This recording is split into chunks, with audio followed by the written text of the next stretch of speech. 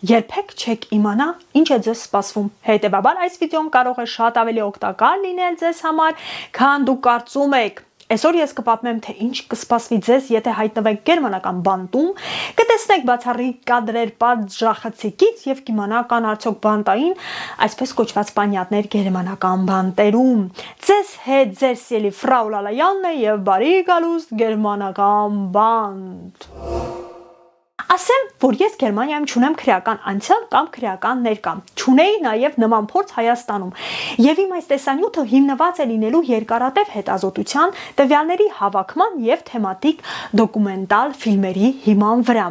Բայց քանի որ ես Հայաստանում զբաղվել եմ լրագրությամբ, ապա շատ հաճախ առնչվել եմ հայաստանյան քրեակատարողական հիմնարկների եւ բանտարկյալների պայմանների հետ, հետեւաբար կարող եմ այստեղ համեմատություններ անել։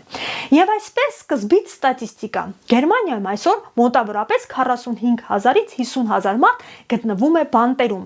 Սա համեմատաբար քիչ թիվ է այլ երկրների հետ համեմատ, որովհետև այստեղ փորձում են հնարավորինս կիրառել այլ պատժամիջոցներ, օրինակ պայմանական ազատություն կամ տուգանքներ։ Գերմանիայում գողությամբ ակտիվ զբաղվողները լավ գիտեն, որ ոստիկանությունը կարող է 1000 անգամ գողին բռնել, տուգանք նշանակել եւ բաց թողնել, քանի որ քո հանցանքը համահավասար չէ այն բոլոր ծախսերի հետ, որ պետությունը պիտի քո վրա ծախսի, եթե դու գտնվես բանտում։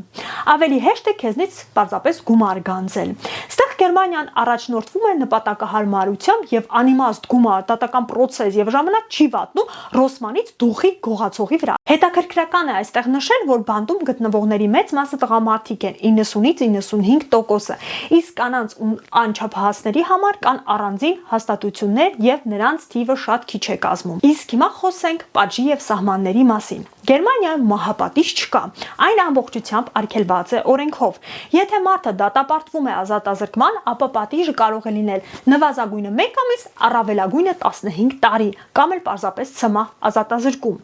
Բայց նույնիսկ ցմահ դատապարտված մարդը կարող է 15 տարի անց դիմել ազատման հնարավորության համար։ Որոշ ծանր դեպքերում այս ժամկետը կարող է երկարել։ Կա նաև մի քանի կարևոր մեխանիզմներ, այսպես կոչված ապահովման կալանք, որը կիրառվում է, երբ մարդը համարվում է վտանգավոր նույնիսկ պատիժը կրելուց հետո։ Այս դեպքում ազատազրկումը կարող է փաստացի անժամկետ շարունակվել։ Կարճ ասած, ի տարբերություն նույն Ամերիկայի, ԱՄՆ-ի, պատժաչափը ավելի մեղմ է։ Կոմենտներում կիսվեք ձեր փորձով, ինչպիսի իրավիճակ է ձեզ մոտ ձեր երկրում։ Հաջորդը բանտի կառուցվածքը եւ առօրյան։ Օրը սկսվում է վաղ, մոտավորապես ժամը 6-ին, դու արթնանում ես, նախաճաշը բերում են քո խցիկ, հետո գնում ես աշխատանքի կամ ուսման։ Օրվա ռեժիմը գրեթե միշտ նույնն է՝ առավոտ աշխատանք կամ ուսուցում, կեսօր կարճ ընդմիջում, հետո կրկին աշխատանք, երեկոյան մի քիչ ազատ ժամանակ եւ վերջում փակվել քո խցում։ Այս ռիթմը պատահական չէ, այն ստեղծված է, որպեսզի մարդը սովորի կարգապահության եւ ունենա կյանքի վերահսկելի ռիթմ։ Իսկ ինչպիսին են բանտում պայմանները։ Երկար փնտրտուքից հետո ես ձեզ համար գտել եմ իրական կադրեր բանտախցից, որոնք համացանցում տարածել են հենց կալանավորները։ Եվ այսպես, սովորաբար Գերմանիայում յուրաքանչյուր մարդ պետք է լինի առանձին մեկ խուցում։ Խուցը փոքր է, մոտ 6-ից 10 քառակուսի մետր, ներսում կան մահճական, սեղան, աթոռ, պահարան, լվացան, երբեմն նաև զուգարան։ Որոշ տեղերում մարդիկ ապրում են նաև 2 հոգով մեկ խցում, բայց դա ավելի շատ բացառություն է։ Իդեպ այս կադրերը ինձ հիշեցնում են ուսանողական հանրակացարանների սենյակների, տարբերությունը մեծ չէ, պարզապես ուսանողական հանրակացարաններում սենյակները փոքրինչ մեծ են։ Եվ եթե ես համեմատում եմ 10 տարի առաջվա Հայաստանի քրեակատարողական հիմնարկների հետ, հիշում եմ, որ մի խցում սովորաբար պահվում էր 10 հոգուց ավելի մարդ եւ մարդիկ հերթով էին քնում։ Համենայն դեպս նման տեղեկություն էր հասնում մեզ լրագրողներից, սիրելի քրեական տարեր գրեք կոմենտներում, թե արդյոք իրավիճակը փոխվել է, թե էլի ստիպված եք հերթով քնել իրար գլուխ գլխի։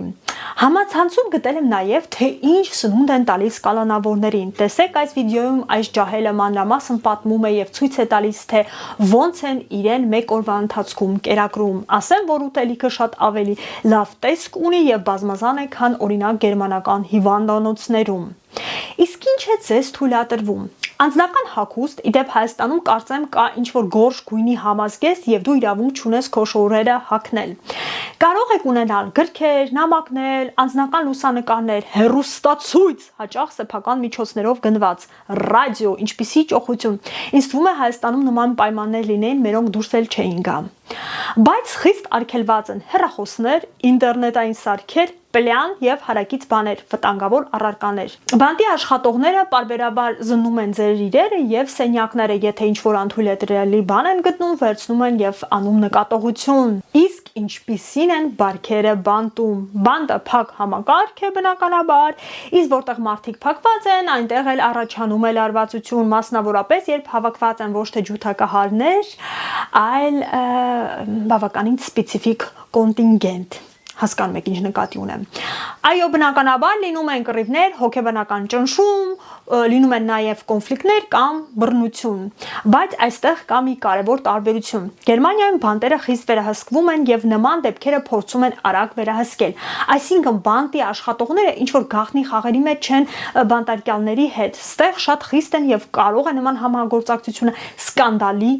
առիթ դառնալ։ Իդեպ բանտային գողականների մշակույթը այստեղ բացակայում է, ինչը հասկանալի է, քանի որ բանտային հիերարխիան, որին մենք այդպես սովոր ենք, սկիզբ են առել ստալինյան ժամանակից սովետական միության բանտերում ինտելիգենցիան ճնշելու նպատակով։ Տեսեք ինչ պատմաբանորեն զնված մարդ եմ ես։ Բնականաբար Գերմանիայում կարող է լինել նաև խմբավորումներ,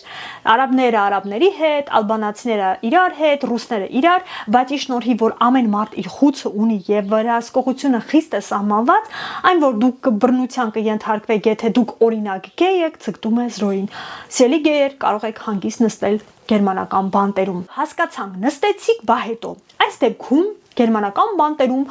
փորձում են ոչ միայն պատժել, այլ ձեր ուղման վրա աշխատանք կատարել, որ դուք չդառնաք բանտի հավատարիմ հաճախորդ։ Գերմանական համակարգի հիմնական գաղափարն է մարդուն ոչ թե միայն պատժել, այլ վերադարձնել հասարակություն։ Դրա համար կիրառվում են հոգեբանական թերապիաներ, ագրեսիայի վերահսկման ծրագրեր, կախվածությունների բուժում եւ սոցիալական հմտությունների զարգացում։ Նպատակը պարզ է, երբ մարդը դուրս գա, նա չվերադառնա հանցագործությանը։ Իդեպ այս ամենը չի կրում ֆորմալ բնույթ, թերթի վրա չեն գրում, փող հատկացնում ու դրանով սահմանափակվում, այլ բանտերում կան սոցիալական աշխատողներ, հոգեբաններ, որոնք իրականացնում են այդ ծրագրերը։ Իդեպ, եթե դուք ուզում եք այս մասին ավելի իմանալ, Յուրի Դուդյը մի քանի ամիս առաջ մի վիդեո էր հրապարակել հարցազրույց բանտային հոգեբանի հետ, որը աշխատում է Գերմանիայում, նայեք, նկարագրության մեջ լինքը կթողնեմ, շատ հետաքրքիր հարցազրույց է։ Իդեպ բաժանորդագրվեք իմ ալիքի նույնպես եւ ձեզ սպասում են շռնդալից վիդեոներ։ Ձեռի հետ էլ այս վիդեոն լայքեք, քանի չեք մոռացել, իսկ մենք անցնենք առաջ եւ այսպես խոսանք նաեւ աշխատանքի եւ կրթության մասին։ Բանտում որպես կանոն բոլորը պետք է աշխատեն, կան բացառություններ, օրինակ առողջական խնդիրներով պայմանավորված։ Բանտարկյալները որտեղ կարող են աշխատել արտադրամասում, խոհանոցում, տեխնիկական աշխատանքներ կատարել, վարձատրությունը շատ փոքր է, 1-ից մինչև 3 եվրո ժամում։ Իդեպ այս պահին Գերմանիայում նվազագույն ժամավճարը 13 եվրո 90 ցենտ է։ Բացի այդ կարելի է ավարտել դպրոցը, սովորել մասնագիտություն, արհեստ, մասնակցել լեզվի դասընթացներին, մի խոսքով պարապ չեք մնա։ Փախուստ բանտից նույնպես շատ հետաքրքիր իրավիճակ։ Սա շատերին զարմացնում է, քանի որ Գերմանիայում ինքնին բանտից փախուստը հանցագործություն չէ։ Օրենքը սահմանում է, որ ազատության ցանկությունը մարդու բնական բնազդ է, բայց այստեղ կա կարևոր բայց։ Եթե փախուստի ընթացքում դուք վնասել եք գույքը, մարդկանց կամ այլ հանցանք եք անում, ապա դրա համար արդեն ստանում եք պատիժ։ Իդեպ, եթե դուք փորձեք հայկական բանտից փախուստ կատարել, ապա ձեր պատիժը կավելանա։ Այսպիսի հրաշալի համեմատություն։ Կարճ ասած, գերմանական բանտը համակարգ է, որտեղ ձեզ վերահսկում են եւ փորձում են վերականգնել։ Գրեք կոմենտներում, ինչ ձեզ զարմացրեց եւ կուզենայիք արդյոք հայտնվել գերմանական բանտերում նման հրաշալի պայմաններում։